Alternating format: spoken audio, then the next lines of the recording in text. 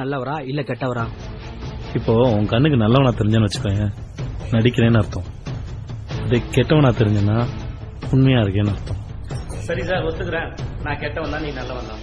கெட்டவன் கதை கேளு சார், கேட்கறது நல்லா இருக்கும், சுவாரஸ்யமா இருக்கும், நிறைய ட்விஸ்ட் சொல்றேன் கேளு.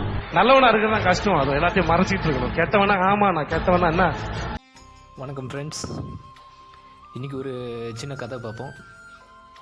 கதைக்கு போகிறதுக்கு முன்னாடி எனக்கு கதை ஏன் ரொம்ப பிடிக்கும் அப்படின்றத சொல்கிறேன். சின்ன வயசுலேருந்து எனக்கு படித்து வளர்ந்த விதம் அந்த இதுவெல்லாம் பார்த்திங்கன்னா கொஞ்சம் ஒரு இது ஹோமில். ஸோ அப்போ அந்த ஹோமில் வந்து பார்த்திங்கன்னா எல்லா தரப்பட்ட மனிதர்களும் இருப்பாங்க. குழந்தைகள், பெரியவர்கள், சிறியவர்கள், அதுக்கப்புறமேட்ட வந்து வயசானவங்க, பேஷண்ட்டு எல்லாமே இருந்திருப்பாங்க. ஸோ அப்படி இருக்கும்போது எனக்கு அந்த சூழ்நிலை அமைஞ்சதுனால எனக்கு வந்து நிறைய கதைகள் சொல்ல ஆட்கள் இருந்தாங்க, மனிதர்கள், நல்ல மனிதர்கள் இருந்தாங்க, நல்ல கதையோட. அப்போ நல்ல நீதி இருக்கிற கதைகளாக வந்து மாரல், லைஃப் மாரல் இருக்கிற மாதிரி, ஒரு நல்ல மெசேஜ் இருக்கிற மாதிரி கதைகள் சொல்லுவாங்க. அதில் எனக்கு ஒரு பிடிச்ச விஷயம் பார்த்திங்கன்னா, எவ்வளோ வேணாலும் நீங்கள் கதை கேட்கலாம், கதை கேட்குறதுல தப்பு இல்லை. ஆனால் கடன் வாங்கிறது ரொம்ப தப்பான விஷயம் அப்படின்றத நான் வந்து உணர்கிறேன். இன்னும் பஞ்ச் டைலாக்காக சொல்லணுன்னா, கதை கேட்டு கெட்டு போனவனும் இல்லை, நிறைய கதை கேட்டு கெட்டு போனவனும் இல்லை, கொஞ்சமாக கடன் வாங்கினவன் கூட நிம்மதியாக வாழ்ந்ததை நம்ம சொல்லலாமே, சரித்திரமே இல்லை அப்படின்ற மாதிரி சொல்லலாம். இது எல்லாருக்கும் மேக்ஸிமம் ஏற்றுக்க முடியுமா என்னன்னு தெரியல. ஏன்னா கடன் வாங்கி தான் நிறைய பேர் வாழ்க்கையை நடத்துகிறாங்க, தவிர்க்க முடியாத ஒன்று. ஆனால் என்னை பொறுத்த வரைக்கும் கதை கேட்குறது ரொம்ப பெஸ்ட்டு கடன் வாங்கிறத விட. சந்தோஷமாக இருக்கலாம் கதை கேட்கும்போது. அப்படி எனக்கு பிடிச்ச ஒரு கதைன்னு பார்த்திங்கன்னா, கதைக்குள்ளே இப்போ தான் போகிறோம், தப்பாக நினச்சிக்காதீங்க, என்னடா இவ்வளோ லென்த்தியாக போகுதுன்னு சொல்லிட்டு. ஒரு சின்ன பையன் இருந்தான். அந்த பையனுக்கு வந்து ரொம்ப ஓவியம்னா ரொம்ப பிடிக்கும். அவருக்கு ரொம்ப ஓவியத்து மேலே தாக்கம் அதிகமாக இருந்ததுனால என்ன பண்ணேன்னா, ஒரு குருக்கிட்ட போயிட்டு, குருவே எனக்கு ஓவியம் கற்றுக்கணும் அப்படின்னு ஆசை அப்படின்னு. சரி கற்றுக்கலாம் அப்படின்னு சொல்லிட்டு அவருக்கு வந்து நல்லா சொல்லிக் கொடுக்குறாரு. எல்லா பசங்க மாதிரியும் இவரும் வந்து இந்த பையனை வந்து கற்றுக்கிறாரு. இதில் நல்ல சிறப்பாக வந்து பயிற்சி பெற்று நல்ல ஓவியம் வரையக்கூடிய திறமையை வளர்த்துக்கிறாரு.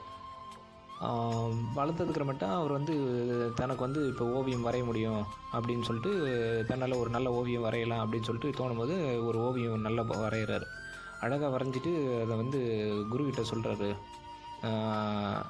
குருவே ரொம்ப நன்றி, உங்களால் தான் நான் வந்து நல்ல ஓவியம் வரைய கற்றுக்கிட்டேன் அப்படின்னு சொல்லிட்டு சொன்ன உடனே குரு சொன்னார், நல்லது அப்படின்னு சொல்லிட்டு.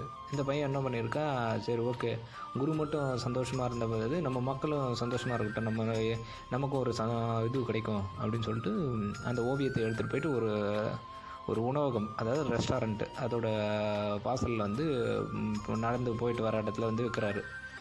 வைக்கும் போது ஒரு குறிப்பு ஒன்று போட்டுடுறாரு, இந்த மாதிரி இந்த ஓவியம் வந்து நான் வந்து ஃபீல் பண்ணி வரைஞ்சிருக்கேன், நல்லா அழகாக வரைஞ்சிருக்கிறேன், எனக்கு ஒரு இது இருக்குது, சந்தோஷம் இருக்குது, இதில் ஏதாச்சும் குறைகள் இருந்ததுன்னா, இல்லை ஏதாச்சும் ஒரு விஷயம் இருந்ததுன்னா சொல்லணும்னு விருப்பப்பட்டீங்கன்னா அதை நீங்கள் வந்து இங்கே கீழே பதிவு பண்ணலாம் அப்படின்னு சொல்லிட்டு போட்டிருந்தார்.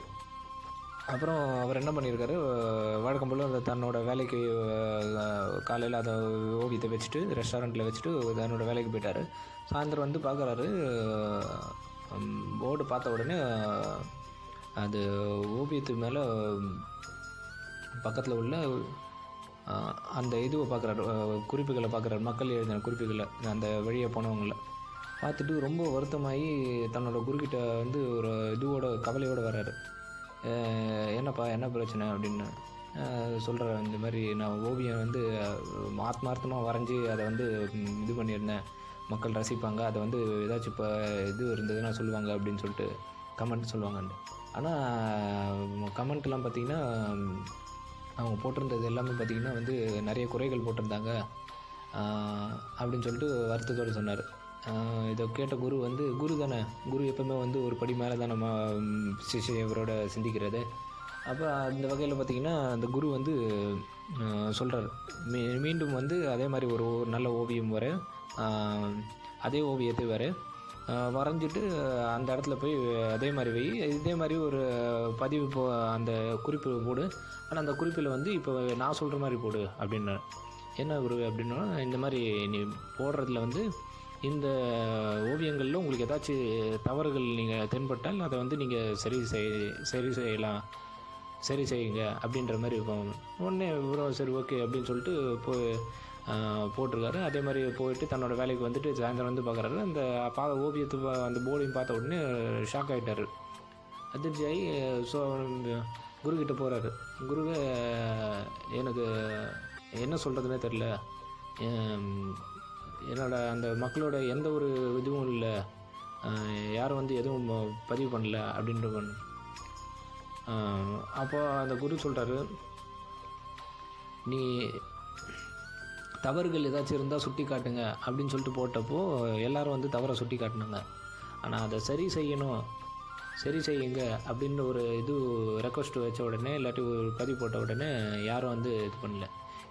இந்த மெசேஜ் என்னென்னா, நம்ம இந்த உலகத்தில் மக்கள் எப்படின்னா, பொதுவாக வந்து யாருமே வந்து குறையை வந்து அடுத்தவங்களோட குறையை வந்து ஈஸியாக சுட்டி காட்டுறதுக்கு முன் வருவாங்க. 1000 பேர் வந்து நம்மளை வந்து குறை சொல்லி இது பண்ணிகிட்டு இருப்பாங்க, நம்ம குறையை சொல்கிறதோ நம்மளோட எந்த ஒரு இதுவும் பண்ணுறதோ. ஆனால் அதை சரி செய்யணும், அதை வந்து அவங்கள வந்து அதை ஒரு மாற்றத்தை உண்டாக்கணும் அப்படின்னு நம்ம இது பண்ணோன்னா யாரும் முன் வர மாட்டாங்க. அதனால் நம்ம செய்கிறத நம்ம எப்போவுமே நமக்கு சரின்னு பட்டு தான் அது நல்லதை செஞ்சுட்டு போயிட்டு இருக்கணும். நம்ம எப்போவும் மக்களோட அடுத்தவங்களோட கருத்தை நம்ம கேட்டு தெரிஞ்சுக்கணும் விருப்பப்பட்டோம் அப்படின்னா இந்த மாதிரி ஒரு சூழ்நிலைக்கு தான் இது பண்ணணும். நம்மளோட விஷயம், நம்ம சந்தோஷம் நம்மக்கிட்ட தான் இருக்குது. அதனால் அந்த குரு இந்த மாதிரி சொல்லிவிட்டு போன உடனே அந்த சிஷ்யனும் வந்து அந்த பையனை வந்து சந்தோஷமாக விட்டு போகிறான். அதுலேருந்து வந்து தன்னோட ஓவியத்தை தொடர்ந்து நிறைய இது பண்ணி பெரிய சாதனைகள்லாம் பண்ணி சந்தோஷமாக இருக்கிறப்ப, இது காரணம்னா அவர் வந்து அதுக்கப்புறமேட்டா தன்னோட இது வந்து மக்கள்கிட்டேருந்து ஒப்பீனியன் இது பெருசாக இது பண்ணலை, எதிர்பார்க்கல. ஏன்னா விமர்சனங்கள் வந்து கொடுக்குறாங்க, ஆனால் அதுக்கான சொல்யூஷனை வந்து கொடுக்க மாட்டாங்க அப்படின்ற மாதிரி கதை முடியுது. இது ஒரு சின்ன கதை. கதை கொஞ்சம் பெருசாக இருக்குதுன்னு நினைக்கிறேன். ஒரு 5லேருந்து 7-8 நிமிஷத்துக்கு போயிட்டுருக்கு. இருந்தாலும் கதையை பொறுமையாக கேட்டவங்களுக்கு ரொம்ப நன்றி. நான் உங்கள் சுதாகர், இந்த இயற்கை தாயின் ஒரு அற்புதமான மனிதன்.